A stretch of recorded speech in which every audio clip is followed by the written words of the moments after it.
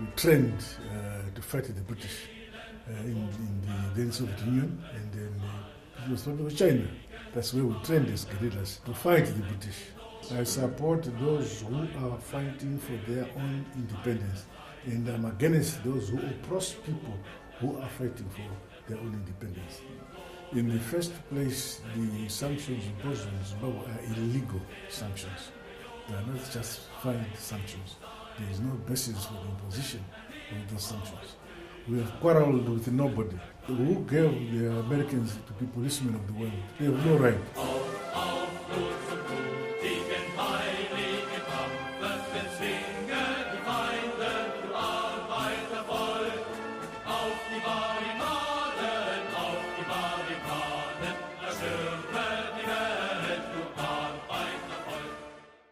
Well, this year's St. Petersburg International Economic Forum has been a place where many high-profile guests have arrived from all over the world, all over the multipolar world, especially at the plenary session that took place at the third day of this very important and internationally noteworthy forum. And we're lucky actually enough today to be joined by one of the highest, most VIP guests, one of them that gave a speech and participated in the discussions at the plenary session, and that, of course, is the President of Zimbabwe, Mr. Your Excellency Emmerson Mnangagwa. Thanks for joining us and giving us time for this interview, Mr. President. First, I'd like to just ask you about what would you say was the most important agreement that you came to with Russian President Vladimir Putin at this year's forum in St. Petersburg?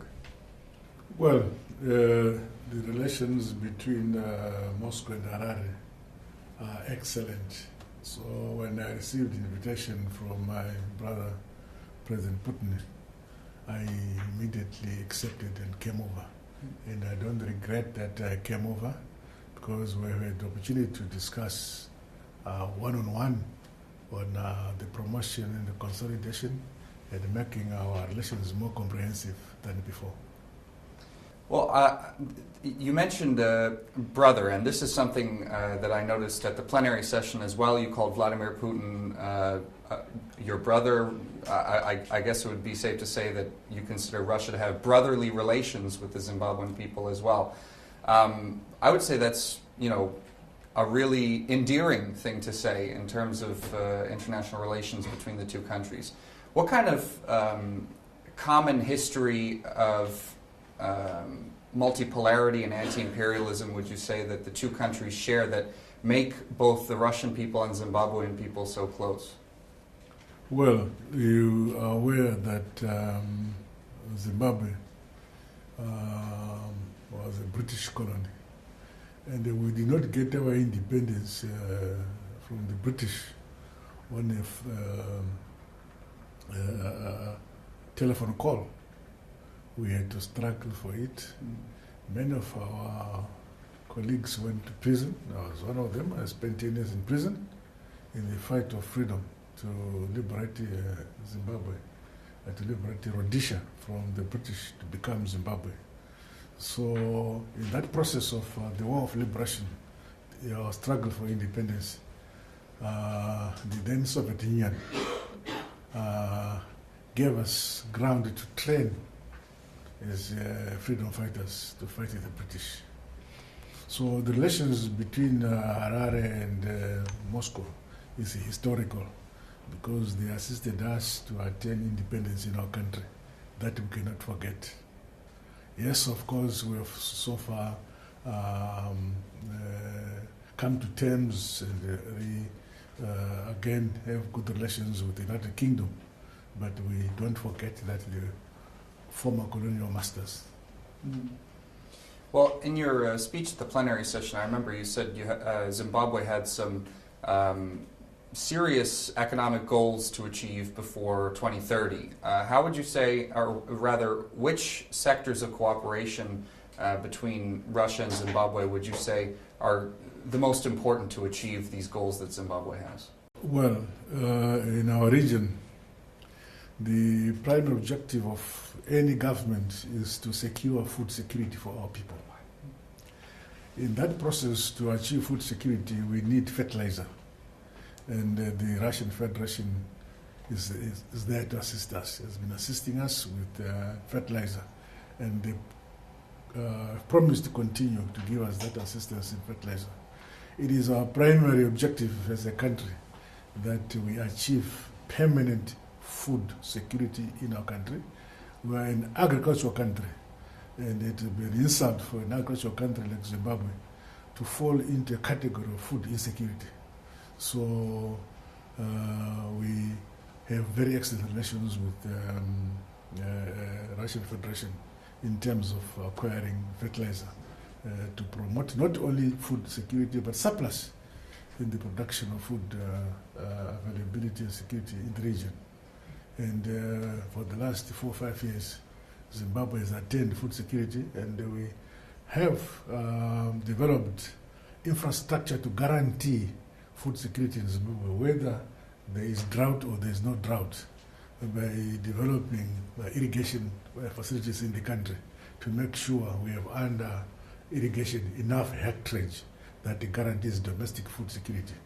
But in the good years, we go beyond just the demand of domestic consumption. And in terms of your country's foreign policy, what role do you see Russia playing in the future?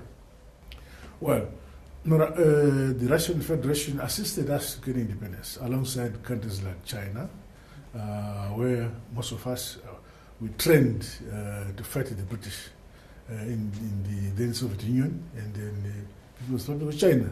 That's where we trained as guerrillas to fight the British. So we don't forget that history, that they helped us to fight colonialism, for us to gain independence and dignity for our people. Mm-hmm. I'd like to shift the attention of our conversation now to obviously something that's a big topic all across the media, across the entire world. That's the Ukraine conflict, of course. Vladimir Putin has consistently said he's ready to sit down at the negotiating table, come to a peace agreement, whereas the Western countries and the Kiev government seem to be reluctant to do that. Why do you think that is? Why are they unwilling to come to a peace agreement? Let me assure you, Zimbabwe's policy is for dialogue. We promote dialogue. Wherever there's conflict in any part of the world, our stance is that we should promote dialogue. So wherever there's conflict, our position is that let us promote dialogue, because with dialogue you remove the issue of dying of people. Because you talk and talk. You may not agree, but it is better to talk and find yourselves.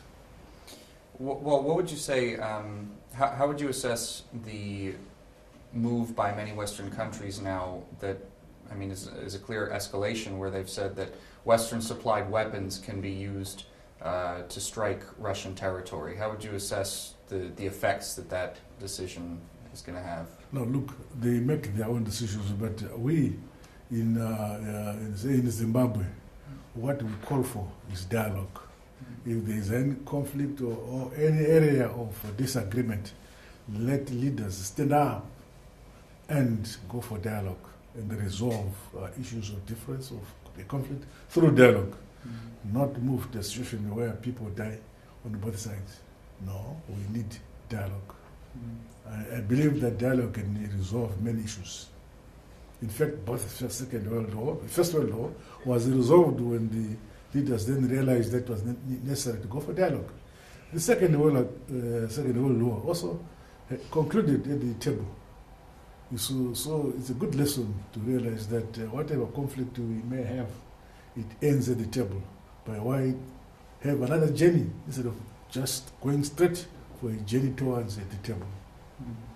Well, based on the statements made by various Russian politicians, I would say the Russian government is probably in agreement with you there. But many are still asking the question now, who should they be conducting the dialogue with? Because after all, Vladimir Zelensky's elected presidential term has already expired, and he said that they're not going to hold elections in the near future. So would you say that Zelensky is the legitimate person that needs to be had a dialogue with, or would you say that there's another party in Ukraine that would be better to sit down at the negotiating table?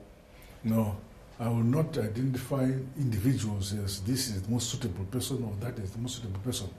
Where there is a conflict, then those who are in conflict knows know who they are in conflict with, and they must go to the table. That's what it is.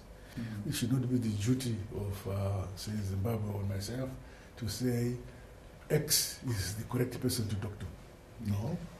But those who are in conflict know as to who are in conflict with them, and then they must come to dialogue. It is our view. Well, Zimbabwe, of course, is under Western sanctions. The vice president of your country earlier mentioned that the country has lost over $150 billion as a result of these sanctions. So you mentioned the problems with potential problems with food security in the country, but what hardships have Western sanctions brought upon your people as a result of this?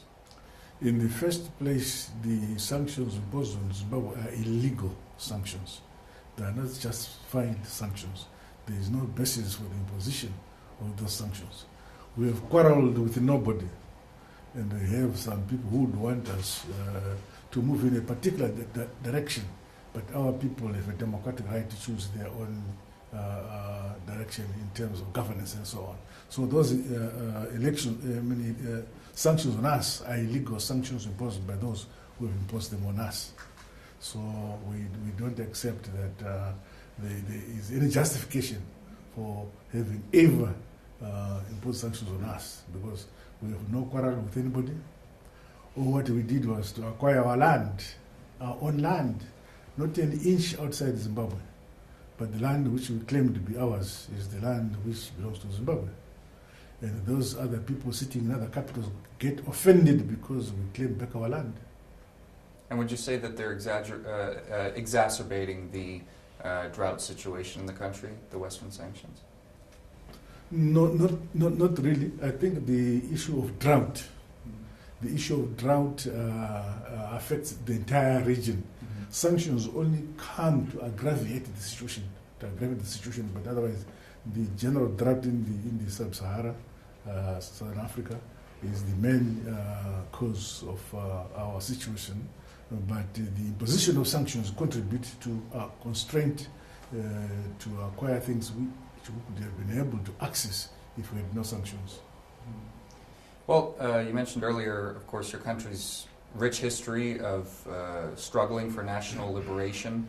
I wanted to ask you what your thoughts are on the prospect for the creation of a viable, independent Palestinian state that can stand on its own feet in the near future. How do you think things are going to go there?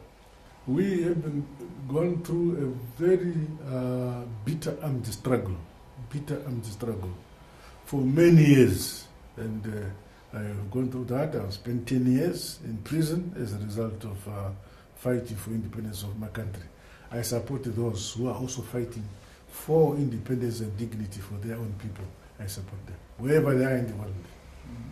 But based on the actions of Israel and the United States supports for Israel's actions in Palestine, what kind of future do you think there is? I support those who are fighting for their own independence, and I'm against those who oppress people who are fighting for their own independence.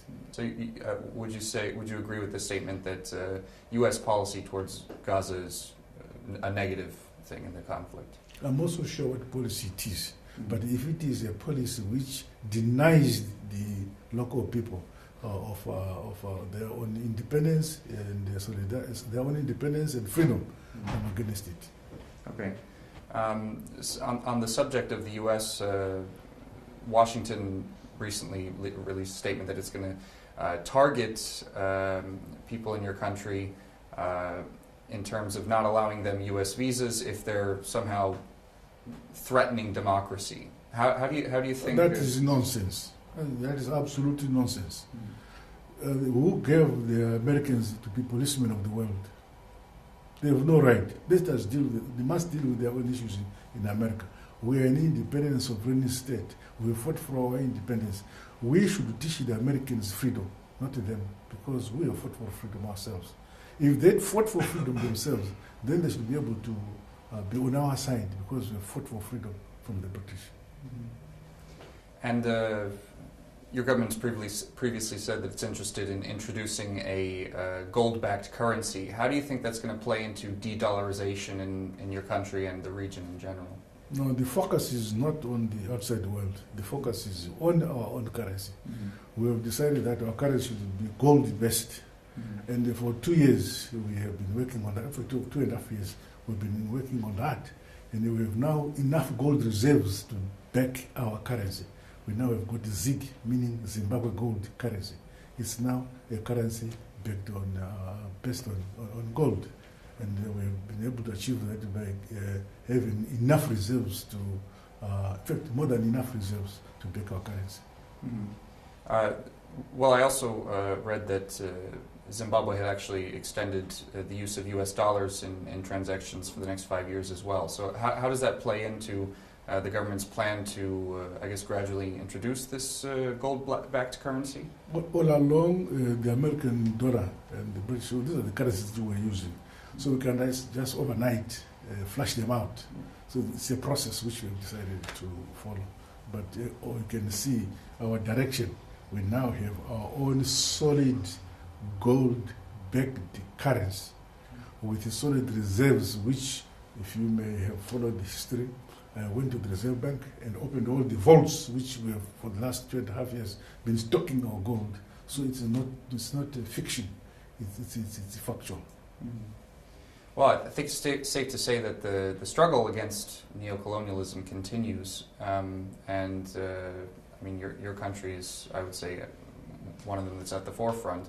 How would you say that Russia can aid your country in this struggle in the future?